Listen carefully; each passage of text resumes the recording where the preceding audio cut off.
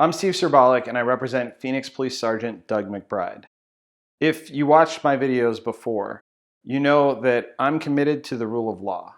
I believe in due process, and I believe employees should be treated fairly. Leaders have positional authority, and they have an equal responsibility to obey the law. If leaders behave illegally, they should be held accountable. Yesterday, Vice Mayor Carlos Garcia broke the law. Both the charter of the City of Phoenix and Phoenix City Code contain the following language. Neither the City Council nor any of its members shall direct or request the appointment of any person to or his removal from office by the city manager or by any of his subordinates, or in any manner take part in the appointment of or removal of officers or employees in the administrative service of the city. In other words, it's illegal for a councilman to direct the hiring or firing of anyone at the City of Phoenix. Also, here's a clip from City Manager Ed Zerker reiterating the same point. Will the chief ultimately be able to choose those replacements, or is there now going to be input from the council and from your office? No, the council is not allowed to participate in personnel matters by our city charter, and so the decisions of who her executive team are, I do leave to her. She does talk to me and to my assistant city manager about those, but those have to be people that she can trust and rely on and depend on, and that's really what led to her decision to make a change. Okay, so let's go a little further. Councilman Garcia has said that this wasn't enough. The one-day suspension wasn't enough, and a demotion wasn't enough. How do you answer those, the people that are still saying that they're not satisfied by this? I respect people have their opinions on these things, and I particularly listen carefully to the opinions of the 9 people who are my boss. But ultimately, the city charter says very clearly that the decision about personnel issues rests with me. But Vice Mayor Garcia directed a personnel action yesterday. He issued a statement on Phoenix City letterhead calling for the termination of city employee Doug McBride. Here's what the Vice Mayor's statement said, quote, "We must fire Officer McBride and all other officers involved. Every officer that declined to participate in the investigations must also be reprimanded.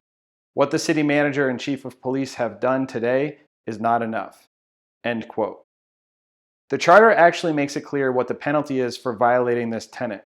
It says any member of the council violating the provisions of this section shall be removed from office as in this charter elsewhere provided.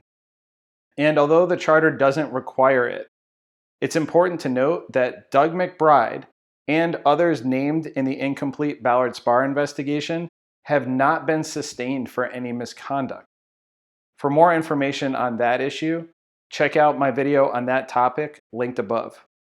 The central issue here is Vice Mayor Garcia talks about accountability and transparency. We're calling for these concepts to be applied to him. Yesterday, I wrote to the mayor, the council, the city attorney, and others explaining how the vice mayor's action violated the charter. Additionally, Section 1-5 of the Phoenix City Code states that it's a Class 1 misdemeanor to violate a provision of Phoenix City Code. Because Section 2-49 prohibits a council member from requesting the termination of a city employee, we will be asking for a submission of this misdemeanor charge to Phoenix City Court. If Vice Mayor Garcia is convicted of, quote, any violation of the provisions of the charter, end quote, then his seat is declared vacant, pursuant to the charter, Chapter 3, Section 5C. Again, I'll reiterate, since he's been on the Phoenix City Council, Vice Mayor Garcia trumpeted the importance of accountability and transparency.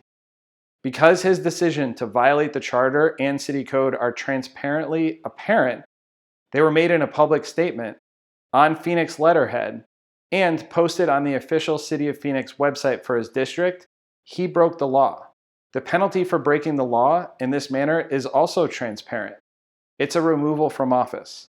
If Vice Mayor Garcia is interested in holding City of Phoenix employees accountable, we hope that he does the right thing and resigns. If he does not, we will pursue all available legal options to enforce the provisions of the charter and the city code for Phoenix. I'm Steve Serbalik. Thanks for watching, and stay safe out there.